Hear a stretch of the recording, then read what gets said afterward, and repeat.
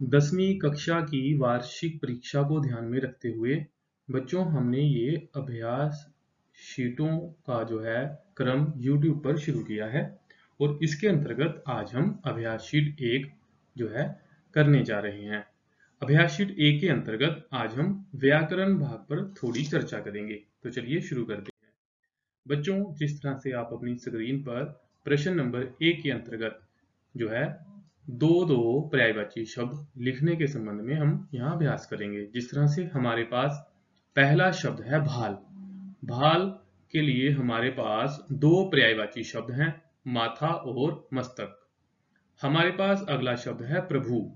प्रभु के पर्यायवाची शब्द हैं ईश्वर, भगवान। इसी तरह से शब्द है जगत। जगत के पर्यायवाची शब्द हैं संसार, दुनिया। अगला है वन। वन के पर्यायवाची शब्द हैं जंगल और कानन।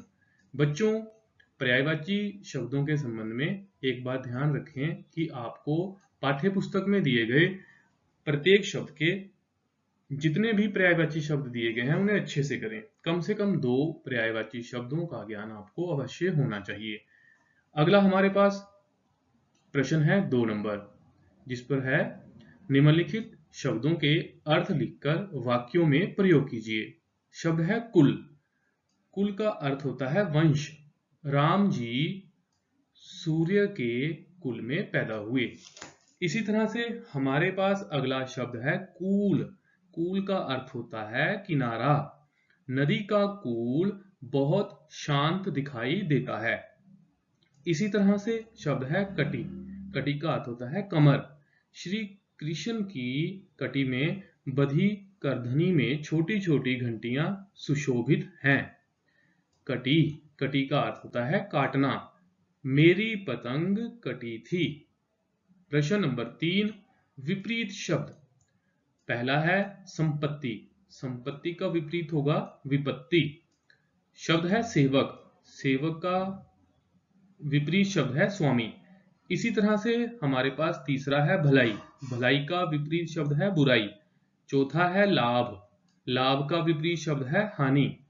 इसी तरह से चौथा प्रश्न है भाववाचक संज्ञा बनाएं। शब्द है दास।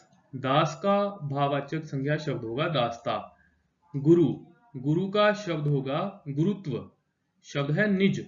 निज का निजता। जड़, जड़ का जड़ता। इसी तरह से हमारे पास प्रश्न नंबर 5 है विशेषण बनाएं। पहला शब्द है धर्म। धर्म का विशेषण है धार्मिक। शब्द है भय। भय का शब्द है विशेषण भयानक। शब्द है मन। मन का विशेषण है मानसिक।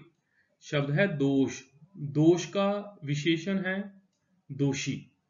और इस तरह से आज की हमने अभ्यास शीट 1 में पर्यायवाची शब्द, वाक्यांशों के संबंध में शब्दों के अर्थ लिखकर वाक्यों में प्रयोग करना, विपरीत शब्द, भाववाचक संज्ञा तथा विशेषण बनाएं के अंतर्गत कुछ अति महत्वपूर्ण जो है हमने प्रश्नों के हल यहाँ पर अभ्यास के अंतर्गत किए हैं। अगली कक्षा में फिर मिलते हैं।